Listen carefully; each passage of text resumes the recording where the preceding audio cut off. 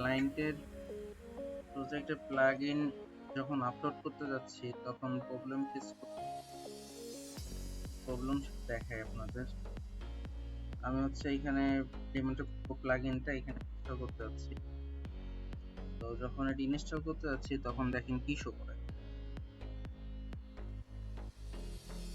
Upload file this the upload max file size একটু এটা simple problem. এটার জন্য আপনাকে চলে যেতে হবে আপনার সি প্যানেলে। আপনার হচ্ছে যেখান থেকে হোস্টিং করছেন সেখানে সি প্যানেলে চলে যাবেন। আমি যাচ্ছি, আমি ইন্টেল ওয়েব হোস্ট থেকে একটা হোস্ট লগ ইন করবো। সি প্যানেলে চলে গেলাম।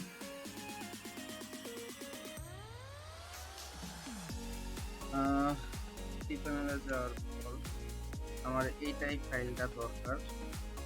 পার্টিকল আমার কোন ডোমেইনটার জন্য নিচ্ছি, আমি নিচ্ছি এই ডোমেইনটার জন্য। এটা একটা সাবজেক্ট।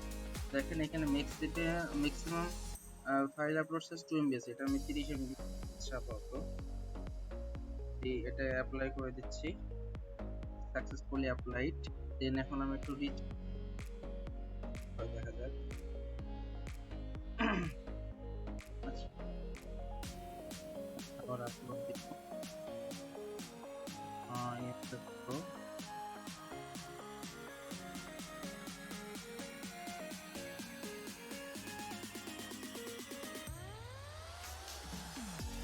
এটা হয়ে যাবে এবার, ঠিক আছে?